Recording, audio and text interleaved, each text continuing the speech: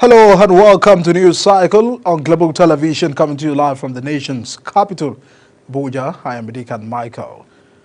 A quick reminder that Global Television is on DSTV channel 365 and StarTimes channel 276. You can also download the Global TV Nigeria mobile app for Android and iOS devices to keep track of our broadcasts. We'll begin from the presidency as Nigeria's Vice President Kashim Shettima has reiterated the federal government's unwavering commitment to fostering peace, stability and economic development in Plateau State and across the country. Speaking during a condolence visit to Sheikh Yahya Jingeh, the national chairman of the Council of Ulama Jama'atu Izalutu, Shettima conferred President Tinubu's deep sympathies over the passing of Sheikh Isadu Jingeh, a key religious leader. Shettima underscored the administration's dedication to national unity, highlighting Plateau's strategic role in Nigeria's socio-economic landscape.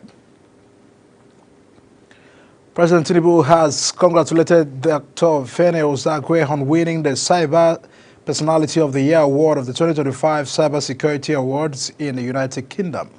Dr. Ozagwe is a chairman of the Lagos State Cybersecurity Advisory Board and the first African to win in the Cybersecurity Awards category. A statement by presidential spokesman Bayo Onanuga says President Tinubu's celebration of Dr. Ozagwe's achievements and discussed his immense contributions to cybersecurity and his efforts to evolve new horizons in the field. The Owo community in the Abeokuta North local government of Ogun State has protested what it described as an unfair allocation of electoral wards despite its significant population and high voter registration figures. Speaking on behalf of the committee under the edges of the concerned apex citizens of Owo in a statement, Pastor Sola Makinde urged the Independent National Electoral Commission to create at least 3 additional wards to supplement the existing 3, ensuring fair political representation and a more effective governance. Makinde pointed out that while other communities in the local government such as Okeona, Bagura and Okogun have between 4 and 5 wards, Owo, despite having 42,264 registered voters, is left with only 3 wards and 78 polling unit. And officers of the National Drug Law Enforcement Agency have intercepted cocaine concealed in prayer beads and locally made shoes. The agency disclosed that the suspects were intercepted while trying to transport illicit substances to the Holy Land. Agency's Director of Media and Advocacy, Femi Babafemi, shared pictures of the seized contraband. And on to health matters, the Niger Center for Disease Control and Prevention says 1,319 deaths have been recorded in the country's ongoing diphtheria outbreak. The NCDC said this in its latest situation report from the National Diphtheria Emergency Operations Center published via its official website.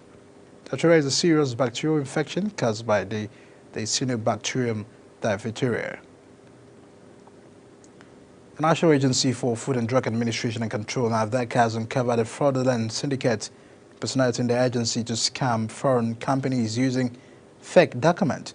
The agency announced their discovery in a statement by Professor Mijisola Christiana, its Director General, following a petition from the Thani Almini Trading Group, Abu Dhabi, UAE, which fell victim to the scam. It was revealed that the syndicate is being led by Wani Koro Mankifendo, who was arrested on February 7, 2025 in Abia State for allegedly defrauding foreign firms by posing as a NAFDAC official. We're watching the live broadcast of News Cycle. When News Cycle returns, Nigeria's foreign trade payment crashed by 33%. Details coming shortly, plus foreign and spot stories on the other side of the break. Please stay with us.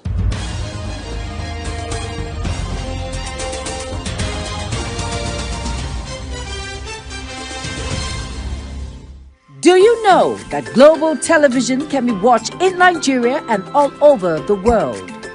Download the Global TV Nigerian mobile app for Android and iOS devices to watch Global Television real-time from around the world. What are you waiting for? Start downloading and stay connected to Global Television.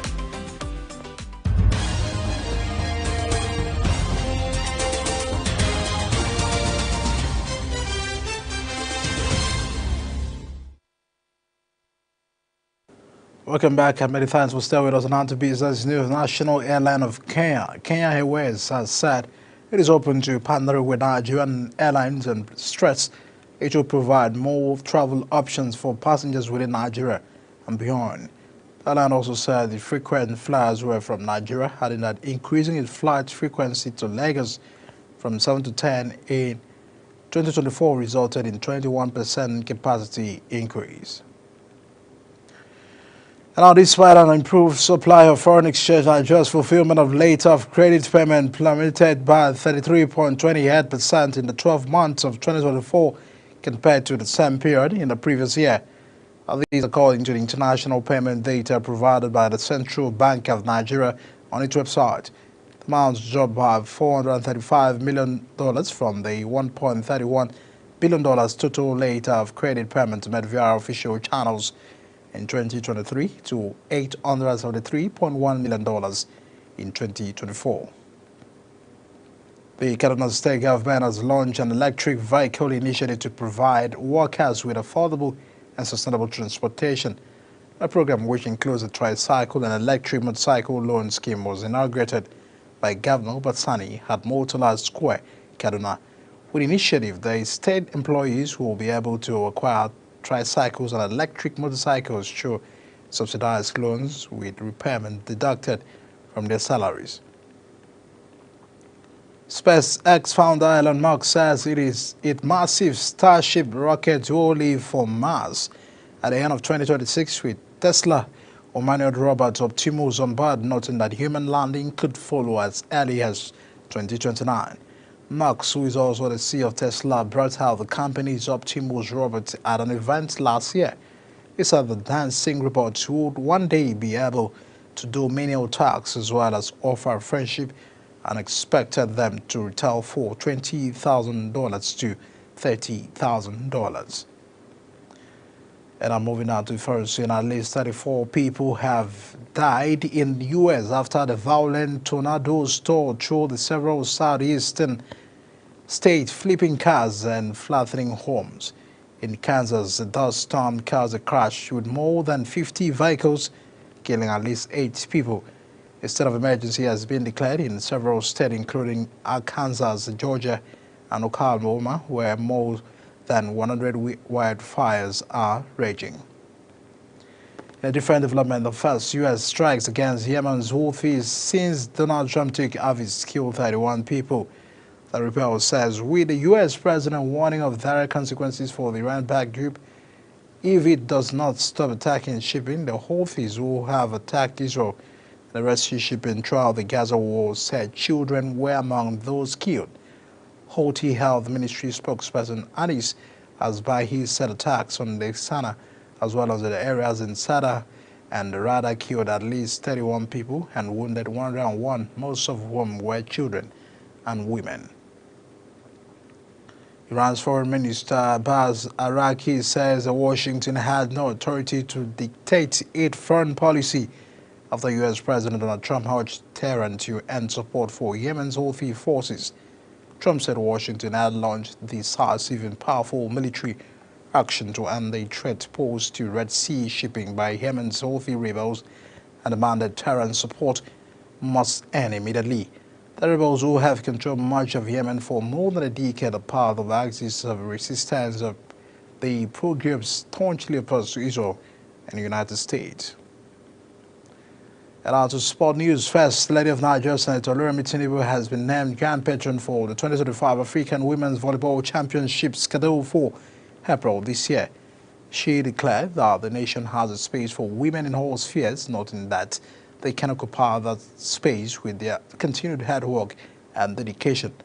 In a statement by media head Bosola Koji, the First Lady said this while speaking during a visit by the management team of Nigeria Customs Service and the National Sports Commission led by Comptroller General of the Service, Adewale Adeniyi, at the State House in Abuja.